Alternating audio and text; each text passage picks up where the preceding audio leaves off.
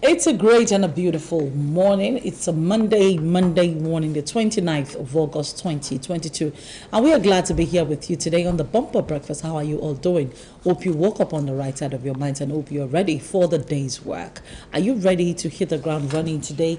And how much have you really achieved in the month of August? We say the August month, the blessed month, the month of all the blessed babies, the very different, special babies. I would like to, finger you people a little bit, make you feel like some of us are more special than you are, at least until the end of August. We'll continue to do that. And even after August, we will still do much more. And that, and then the October babies will now come around. They'll say they're Nigeria's babies. But we know what we're going to do. We'll remind them that if they want to share birthday with Nigeria, they should be careful. All right, it's the Bumper Breakfast Monday edition, of course. On a typical day like this, I have Yinka Kenny joining me. My name is Oluwatomisin, by the way. Good morning, everybody watching us out there. Well, whether we are Nigerian babies or African babies, we are proudly Nigerian, so there's nothing anybody can do about that. When I would say good morning to everybody, it's bright, beautiful Monday morning. Well, I would say I would not but talk about the weekend. Tomisin, it was crazy. It was crazy. Is there another word we can use? Did they give you money? Oh my God! Was it crazy money-wise or crazy the traffic? The traffic. I experienced that. The traffic on, the fallout of the Lagos-Ibadan Expressway. Yes. The construction. I saw yes, it affected me. I was coming from. I was coming all the way from Anthony and all of that. Okay, so you're coming from Ikorodu Road this way? Yes, and I branched in. I said, okay, I wanted to avoid it. The traffic. On the expressway. So I went in through CMD. Okay. Oh my God. I got to TVC, and that was the end of the story. Honestly. What day was that? That's my car that I'm managing. Decided to just, Bafka. In fact. Tomisin, I was there between TVC, CMD Road, so and Otedola Bridge. Yeah. I spent close to 4 hours. My body still aches. You know, the interesting part was I was outbound. I was outbound Lagos on Friday night. Mine was on Saturday night. I actually got to that axis around I think I got there around a few minutes to 6. And at the time I was going to drive into Otedola. That was around some few minutes to 10, because we were like back and forth with the gatemen that the traffic, they should not close the gate, blah, blah, blah, blah. So that made me look at the time. So it was some few minutes to 10. So I practically spent about 4 hours there. A space of about 5 minutes journey. You cannot just imagine. I was. When I heard about that traffic, I kept thinking like maybe the rest of us should just use the other way. Oh, you have the video. I did the video. I posted on Oh, I saw the one you posted. Yeah, I did. I had to do the video. It was late. I had to when I got close to that Otedola, I had to do the video because it was just standstill. You just be on a spot for over 30 minutes. You will not and move. Even when you move, you won't move. You are not. I'm telling you, Tomisin, for about 30 minutes you will not move. You know what I used to do? I think there was a time about last year or 2 years ago when this traffic gets really that bad. What I usually do is when it's about 5 o'clock, then I used to take my car, go back to Otedola, I enter the gates, and I park by those palm trees. No, but and then I walk back to the office. I'm serious. No, a lot of people do not know. No, but in this case, I think we should bring Sheson onto the discussion, because he actually lives. Let's tell our viewers. Our guest this morning. Our guest is Mr. Olusegun. And I think he was even there on Saturday also. Oh my! Icon. I think they call it IDS ECAN or something. It is can. Yeah. I should be able to call that very well now. Because I've been a part of their program repeatedly. So it is and Society of ICAN. Good morning. Good morning. I'm sure you see me just looking cool. I think you're looking dapper. First of all, I must tell you, you're looking dapper this morning. I love the shade of your suit. And I think the only thing missing is the tie. And you don't want to wear tie because it's bumper breakfast. Yeah, I don't want to wear tie. I actually have an engagement this afternoon with one of my leaders. And you have to just be spot on on a day like that. So the tie is there. Oh, the tie is in the car. It will come later. It will come when you're about to. Is it the long tie? No, I don't do long tie again. Oh, bow tie. I do bow tie. Are you not part of us? At least we can give you FCA, friend of chartered. Yeah, I'm not giving you because I really want that FCA. Obviously, on the topic you and Kenny were discussing, it's quite discouraging, honestly, alarming, killing. See, I faced it Friday and I faced it Saturday. Oh, I do not envy you. Unfortunately for me, it's as if my driver knew there was going to be an issue. So you did not Friday come to didn't come to work. I like the guy. Saturday, I just like, sir, I am not feeling fine. See, the guy has Ojunu. So Friday, I was like 4 hours. I came to Ikeja and was coming back home. And I just cannot imagine. Hours on Friday. And you have to go through beggar. 4 solid hours. Just as if that is not enough, I already had an engagement on Saturday. Yes, he doesn't have the sticker. I don't so he has to go through beggar. You know where he lives near. I don't know for you. So, this is about the increase of visitation behind my back. Oh my God, he's just my neighbor now. I'm just my neighbor now. I used to be their neighbor. He's just a neighbor. Yeah, but you decided to go and live with the big boys, leaving the small boys in the house. You don't want kitty, you don't want. So 4 hours. I'm chilling with the big boys now. Yeah. Why you did this? Hold on. In my area, you call us the big boys, but we have Okada. Do you have Okada in your area? Yeah, we restricted Okada in that place. We just decided to give ourselves. Don't worry, my area, that is the big boy area. We are of Keke Napep. Do you have Keke Napep in your area? No, we have customized. We have customized. So they have who is chilling with the big boys? No, the small boys just decide to give themselves a class.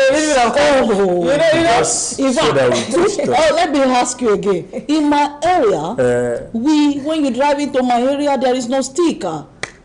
Well, we have sticker in our place so that we can easily identify. Oh, you see what we're talking about? The people that are chilling with the big boys. They are the big people. The issue there is not just one sticker. You take Omole on. For those of us inner again, so you take another. So they have Unila guest sticker, they have Omole sticker, they have another. Well, you see, like I told them, I don't paste sticker on my car again because practically everywhere I needed Omole. I said no. I have a Unilag.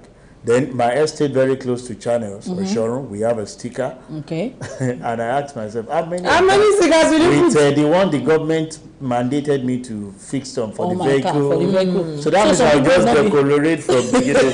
So what I do is so those areas I have it very close to under my and so bring it out and give it out to them. But going back to what happened Friday, Saturday, I think I heard on the radio station this morning, one of my friends, lamenting.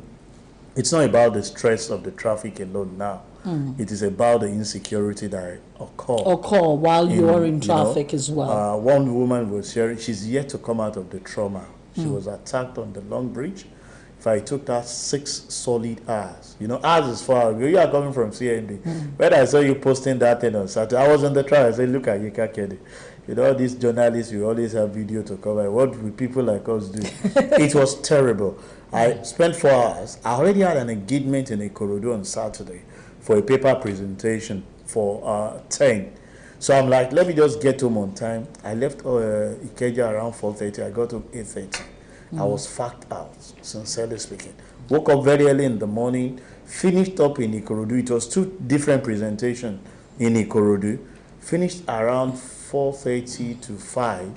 I faced Ikorodu traffic, that one is on its own. Now came to this particular one, and I got home around was it around to 9. Now, thank God for Google. I would have followed the main express.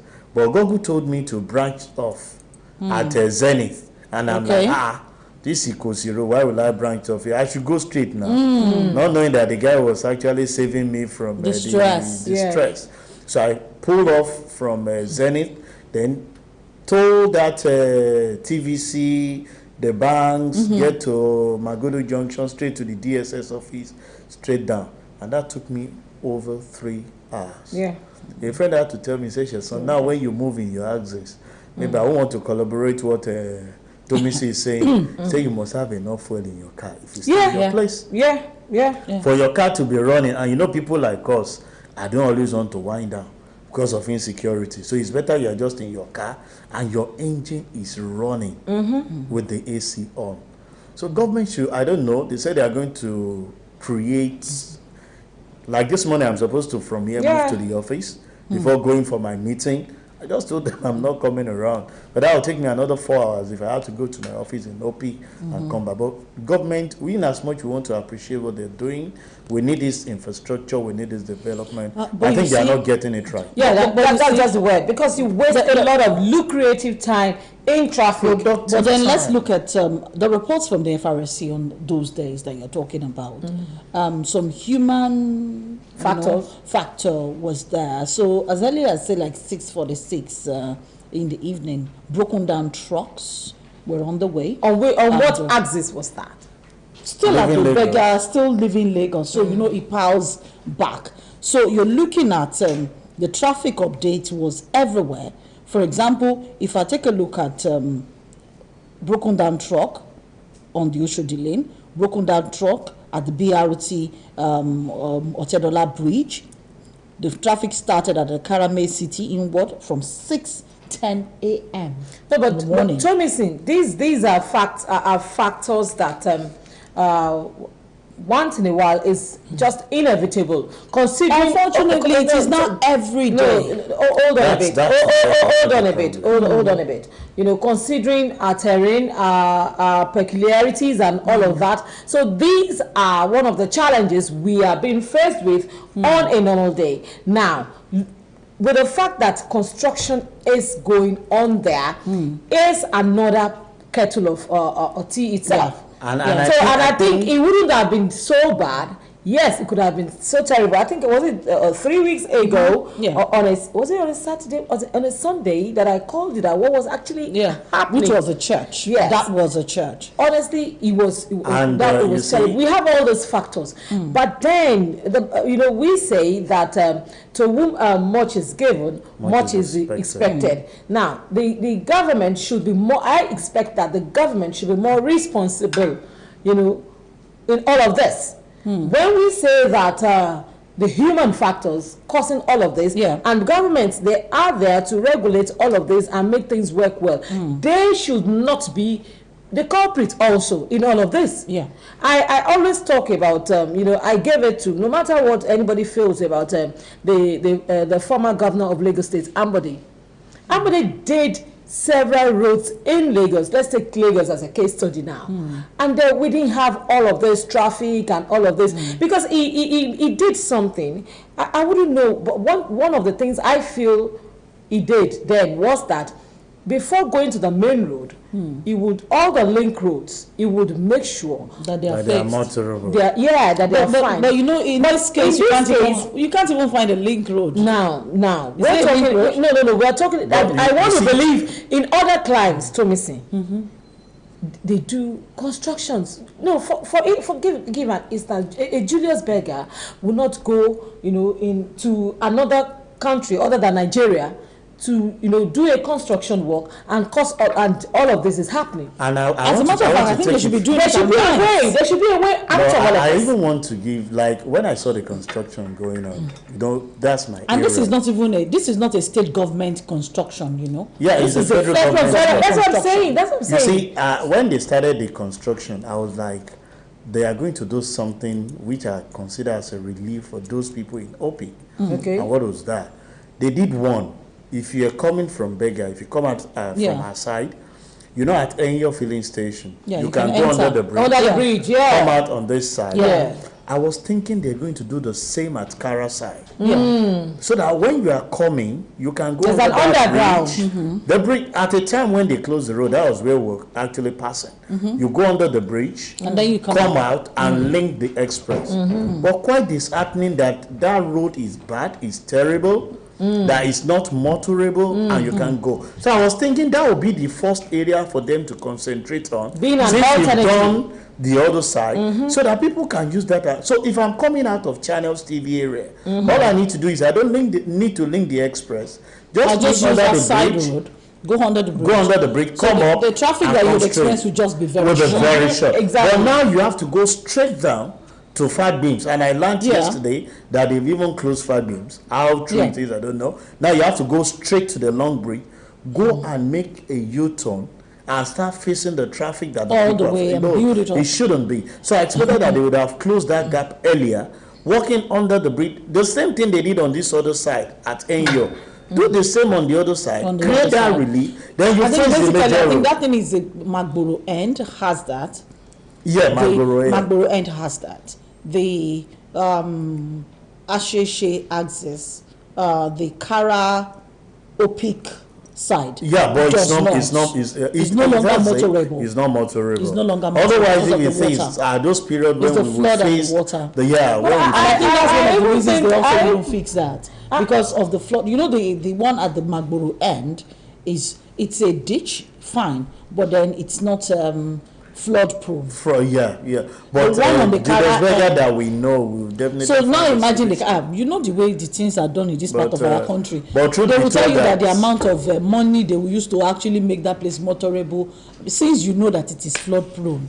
But the truth of it is that we are losing productive time. Yeah, We on are the losing, road. on the road, On the and road. people are becoming. And with the current economic situation, People it's need to really work. not advisable, health-wise, not advisable.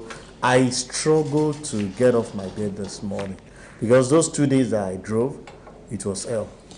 You know, it's still taking a look at this. We have videos. My director can just put them up anytime. But let's take a look at some of the stories in the papers this morning.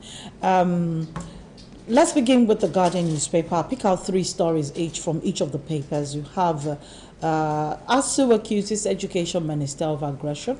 You have Obasanjo meets Abdulsalami IBB to unveil 2023 agenda soon. Obasanjo said he has a national agenda and not a special candidate. Atiku is to receive Shekarau, other defectors into PDP in Kano today. Judge insists that PDP must correct lopsidedness against the South before the election.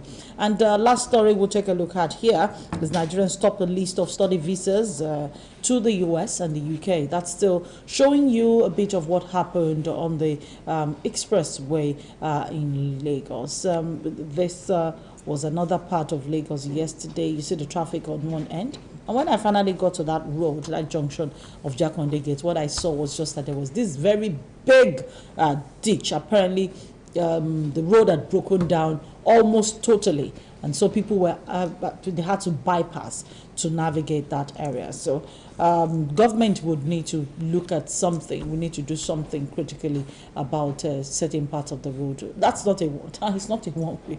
It's not a one way. The keke and the bike have just turned it to one because the other side is permanently blocked. And you know that's you risking Okay, the life it's of not a dual road, isn't it? It's not a dual road. This is how many dual roads we have in Lagos? This is Lagos. That's true. We don't have dual roads in Lagos. This is, you see the keke struggling to pass, by the side of it, because that side is blocked. That's the Ejibo end. That's the Ejibo end coming from Okeafa. I would say that Okeafa, at Ejibo times, end. I would say that there's a total, it seemed to be, let me not use an affirmative word here, it seemed to be that there's a total breakdown of law and order. Yeah. You see, that will always happen when you don't put the measures in place. The roads are filled. Yeah. And people just have to alternative. You need to know And you see how the- the economy is biting hard on several people. But you know the in as interesting much part, as you not want to encourage. if the policemen were there, the last more officials were there, when they catch, how many will they catch? So when That's they the catch, question now. when they keep catching and they keep stopping and they keep stopping, the passengers themselves are the ones that are mounting the aggression on the police. On the police and the law enforcement. For doing the right thing. So the police is saying, you are the ones that blocked it in front. Yes, the road is bad, but if everybody follows, the rules, there is a traffic light at that junction that should stop everybody at the right time. But then, for some reason this weekend in Lagos, the traffic lights were not also working. In a whole lot of places. Except for Allen. Except for that's the Saturday. Yeah, that's the Saturday traffic. Yeah, that's the Saturday one. So the traffic was also not working. I mean, the traffic lights were not working at some point during the weekend. So almost every place. I mean, just backyard here yesterday, which is just this road as Bifi that goes down to Necker building. Yeah. The traffic light was not working. So people. Anyway, let me not say the traffic light was not working. Once it's 9 p.m. every night, that traffic light stops working, and then it comes on. Yeah. So once we finish the news, and it's my regular route to the house. Once I finish the news and I'm driving, because there is no traffic light working. I know that on this axis, going towards the Otedola, under the bridge, on my axis, I know that once it's 9 p.m., it goes on amber. Which is fine for me. It goes on amber. I think because of the risk. Yeah, because of the risk of being attacked and all of that. I think they really do not want people stopping. So you just have to be very careful. And that traffic is really light. Most of the time, traffic is light. When it's light, that is dangerous. It's when it's light that it's dangerous. I know what you're talking about. You know that junction is so risky when you stay where you park. Then you park there for security measure there. What's a security measure? But in the absence of none, what happens? You just have to do. That's the point. You just have to do. Station here. We have the RRS. Are you saying that? In fact, there were nights. It used to be my regular route going home almost every day. I know that once it's 9 p.m. It's on amber. And then when you are careful, the other is not careful. So everybody struggles for road. No, that's why. No, an average over the time, my experience has been that most often than not, if when I'm passing through there, most times it's just me alone. So I realize that probably they feel that place is really deserted. Yes, they should. There could have been security measures put in place. Let's put those things. See, majority of our leaders travel out of this country, and they know what's obtainable. Yeah. 24/7. If you are putting a traffic light, let it put there. We don't even obey you see, out of the country, each time we drive, there is this idea of who gets there first. Move. You have like a zebra crossing that somebody is not even obeying. On a normal day, we don't obey the rules. One thing I've seen each time we drive outside, and those things you see me when I'm driving in Lagos, you get to a place, who gets there first, you move. But most of the time, everybody is in a hurry. Yeah. So you get there first, and you expect the other guy to wait. And the guy is not waiting. And he doesn't wait for you. And the next thing, you mentioned a place where my car was bashed. I was there. So the guy was at fault. It wasn't my driver. And all he could do is that, I'm sorry. And that's the best you get. Have you seen them driving at the Otedola end just before you descend into that place at the Alexander House? Just on this Nuruddin Olopopo. You see people who drive, let's just say, people who drive big cars that we call them cars. People that you think should have sense. They take a leave of their senses once it is 7 p.m. and they're driving home. Because at that junction, everybody meets at that junction. Don't even go there. Everybody is choking head and choking. It's exactly. Nigerian language is very, very needed here. Nobody waits. It's choking head, choking your head, choking. And I'm just wondering, sometimes I park my car. I come down. I direct traffic. I create space. I tell people to pass. Sometimes I even block the traffic with my car to pass traffic. Yeah. And you're wondering, and then they're all saying, leave the way. And I'm asking the question, can you people be civil? Civil in Nigeria? Okay. I don't know whether it's the economy that is pushing us to what is. Our time is fast spent, and of course, it looks as if we're going to be hearing from the federal government, from the Nation newspaper. The federal government is looking to block illegal diversions on the Lagos-Ibadan Expressway anytime from now. And another very bad story here is the fact that Lagos NURTW leader, one around this hour axis, was killed in a court clash. The last one I'll take a look at is ASU is to review the 6-month-old strike and why the government can ban the union. Of course, the threat of the federal government is that they're going to ban the union. Let's take a look at 3 stories. H from Punch and the Nigerian Tribune. Oh, okay. I think the story flying all over the Punch newspaper as a lead story is political. PDP, NWC divided over IU chairman's fate uncertain. I have no problem being loyal to Wike. That's coming from Makinde. The back and forth between Wike and Atiku and all of that. The Punch newspaper. And talking about pollution, 30,000 died of air pollution in Lagos. That's a statement from LASEPA. You know, that's something we really need to think about, most especially now that all of us we are involved in the traffic and all of that. And we have still talking about the traffic accident kills 3 commuters, decry Lagos Ibadan grid law. I think there was a protest over the weekend also about that. And the Nigerian Tribune this morning will look at how CBN saved commercial banks, power sector from collapse. All right, which other story? We've talked about the PDP, we've talked about the ASU. And we are looking at NDLEA, arrest Lagos airport cleaner who leads drug syndicate. So we have to be careful about even the workers, around. And I think that's all. Okay, Atiku lands in Kano, Shekaru, others join PDP today. We do not want a president that will favor the North. That's coming from Baba Ahmed. I think that's about all we have here. Okay, let's take a look at this ASU issue here. The leadership of the Academic Staff Union of Universities met. I think they met overnight, and they meant to, take a decision on whether to continue the 6-month-old strike. But interestingly, some of the chapters had voted for a continuation to the strike. The Minister of Education seemed to be twisting them, saying that they're going to prescribe or they're going to ban the union henceforth. Femi Falana, Senior Advocate of Nigeria, has also come out to say that is not a possibility that the government should consider. What's your view about all of this? I think he said legally, he said there are some procedures that are supposed to be observed before that they can be done. But he actually did advise that they should go ahead and just sign the agreement with ASU and give. He didn't relatively say give ASU what they want. He said finish this agreement thingy with ASU, put pen to paper and let them just go back to work. I want to talk from the perspective of a business person. And when you look at what is going on between government and ASU, we are actually spending doom for this nation in future. Education has become something we no longer value. And you can see that from our value system. Because the only place you get some of these things is either from home or from the school.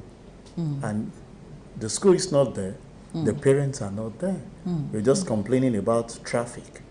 When you're supposed to spend quality time with your kids at home, you are leaving as early as 4:30 in the morning to avert traffic.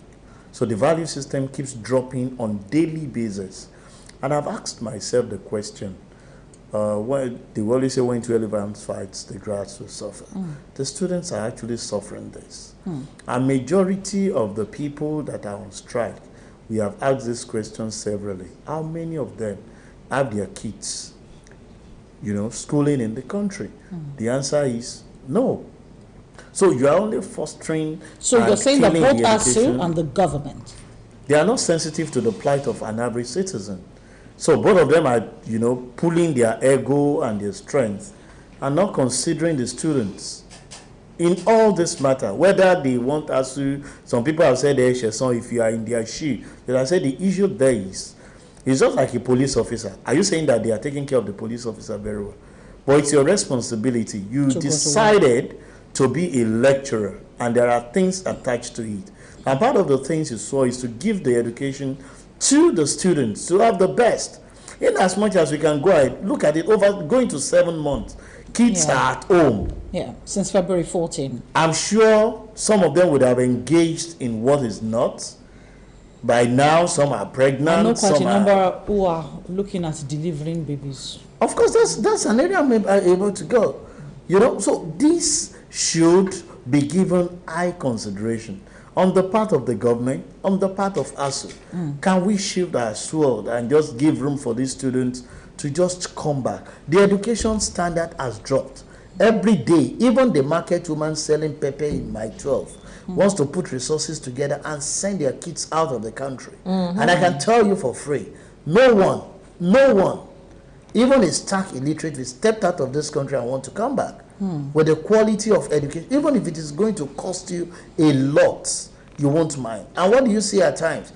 After schooling there and working for a while, you don't come back home and go through the route of what your mate that you learn. You definitely come back and people start worshiping you because they believe that you have a superior idea, superior, knowledge.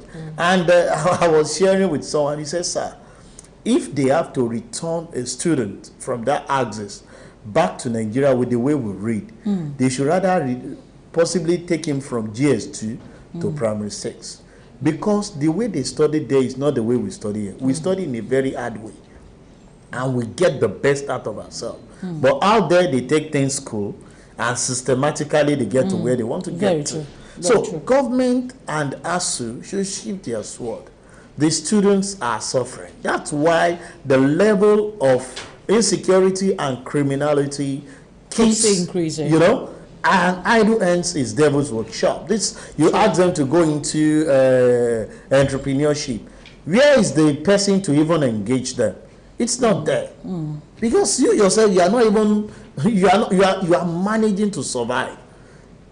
You are managing to survive because everything seems not to be working to make the business owner to favor the younger ones that are coming. Gone are those days you go out and do PP.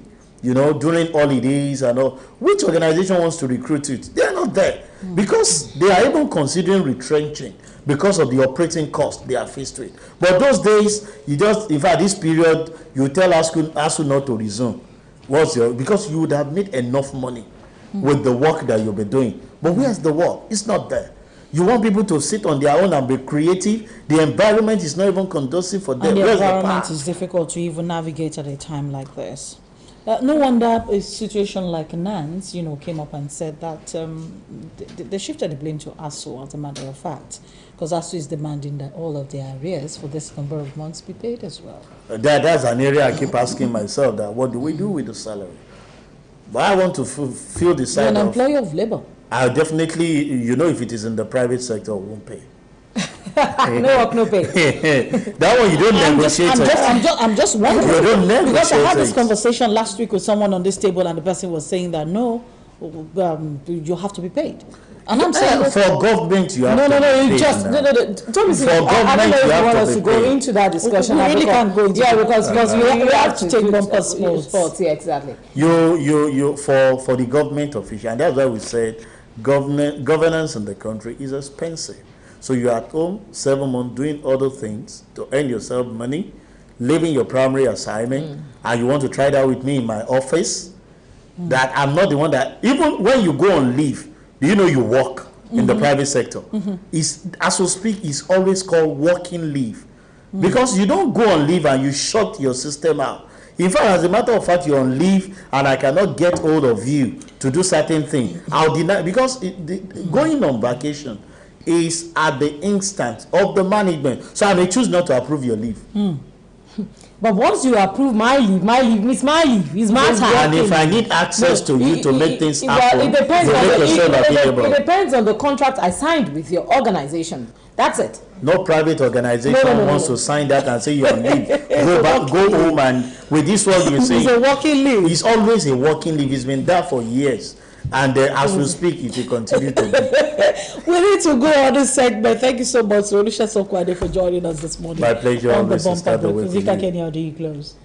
All right, let's just try and still say and savages together. Me, I'm not jackpine, as far as I know. I'm not jackpine. This woman, on Saturday, she was like, we stay here. together. We stay here together. I'm not jacking to anywhere. We will build this Nigeria together. My name is Yinka Kenny. All right, about the sports, we'll be running off the show this morning. Of course, Stanley Polika was very much available in the studio to take you through the world of sports in the last couple of days. We'll be back tomorrow. Bye-bye.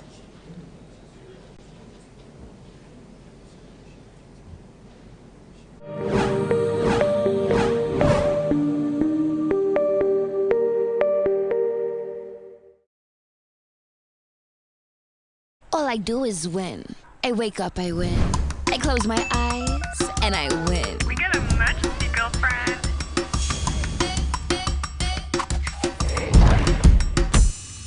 Keep up on me, come on, let's go. I'ma keep winning till the world stops spinning. Independent women, come on, now let's get in. I'ma keep winning till the world stops. Wow, you look great. Did you just come from the salon? Darling Superstar, grades that stay salon fresh no matter what.